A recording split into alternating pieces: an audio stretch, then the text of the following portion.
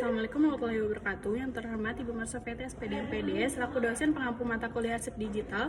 Sebelum memulai, izinkan saya memperkenalkan diri. Nama saya Larini Mariza dengan NIM 171242239 dari Prodi D4 Administrasi Perkantoran Digital kelas B. Maksud saya memulai pasal 1 dalam undang-undang ini. Yang dimaksud dengan ayat 1, kearsipan adalah hal-hal yang berkenaan dengan arsip. 2. Arsip adalah rekaman kegiatan atau peristiwa dalam berbagai bentuk dan media sesuai dengan perkembangan teknologi informasi dan komunikasi yang dibuat dan diterima oleh lembaga negara, pemerintahan daerah, lembaga pendidikan, perusahaan, organisasi politik, organisasi kemasyarakatan, dan perseorangan dalam pelaksanaan kehidupan bermasyarakat, berbangsa, dan bernegara. 3. Arsip dinamis adalah arsip yang digunakan secara langsung, arsip dalam kegiatan pencipta arsip, dan disimpan selama jangka waktu tertentu. Ayat keempat adalah arsip vital, adalah arsip yang keberadaannya merupakan persyaratan dasar bagi kelangsungan operasional pencipta arsip, tidak dapat diperbarui dan tidak tergantikan apabila rusak atau hilang. Yang kelima, arsip aktif adalah arsip yang frekuensi penggunaannya tinggi atau terus-menerus. Lalu yang keenam, arsip inaktif adalah arsip yang frekuensi penggunaannya telah menurun. 7. Arsip statis adalah arsip yang dihasilkan oleh pencipta arsip karena memiliki nilai guna kesejarahan, telah habis retensinya, dan berketerangan dipermanenkan yang telah diverifikasi baik secara langsung maupun tidak langsung oleh Arsip Nasional Republik Indonesia atau lembaga kearsipan. Lalu yang ke-8, arsip terjaga adalah arsip negara yang berkaitan dengan keberadaan dan kelangsungan hidup bangsa dan negara yang harus dijaga keutuhan, keamanan, dan keselamatannya.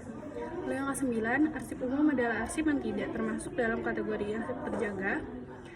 Lalu yang ke-10, arsip aris adalah seseorang yang memiliki kompetensi di bidang kearsipan yang diperoleh melalui pendidikan formal atau pendidikan dan pelatihan kearsipan serta mempunyai fungsi, tugas, dan tanggung jawab melaksanakan kegiatan kearsipan. Lalu yang ke-11 adalah akses arsip adalah ketersediaan arsip sebagai hasil dari kewenangan hukum dan otorisasi legal serta keberadaan sarana bantu untuk mempermudah penemuan dan pemanfaatan arsip. Lalu yang ke-12, lembaga kearsipan adalah lembaga yang memiliki fungsi, tugas, dan tanggung jawab di bidang pengelolaan arsip, statis, dan pembinaan kearsipan. Lalu yang ke-13, lembaga negara adalah lembaga yang menjalankan cabang-cabang kekuasaan negara meliputi eksekutif, legislatif, yudikatif, dan lembaga lain yang fungsi dan tugas pokoknya berkaitan dengan penyelenggaraan negara sesuai dengan ketentuan peraturan perundang-undangan.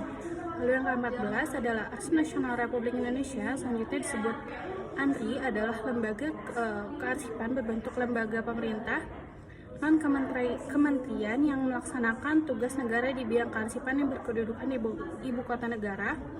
Lalu yang ke-15, arsip daerah provinsi adalah lembaga kearsipan berbentuk kesatuan kerja perangkat daerah yang melaksanakan tugas pemerintahan di bidang kearsipan pemerintahan daerah provinsi yang berkedudukan di ibu kota provinsi. Lalu yang ke-16 adalah arsip daerah kabupaten atau kota, adalah lembaga kearsipan berbentuk satuan kerja perangkat daerah yang melaksanakan tugas pemerintahan di bidang kearsipan pemerintahan daerah kabupaten atau kota yang berkedudukan di ibu kota kabupaten atau kota. Lalu yang ke-17, arsip perguruan tinggi adalah lembaga kearsipan berbentuk kesatuan organisasi perguruan tinggi baik negeri maupun swasta yang melaksanakan fungsi dan tugas penyelenggaraan kearsipan di lingkungan perguruan tinggi. Lalu yang ke-18, perusahaan adalah setiap bentuk usaha yang melakukan kegiatan dengan tujuan memperoleh keuntungan atau laba yang berbentuk badan hukum yang didirikan atau berkedudukan dalam wilayah negara kesatuan Republik Indonesia. Lalu yang ke-19, pencipta arsip adalah pihak yang mempunyai kemandirian dan otoritas dalam pelaksanaan fungsi, tugas, dan tanggung jawab di bidang pengelolaan arsip dinamis.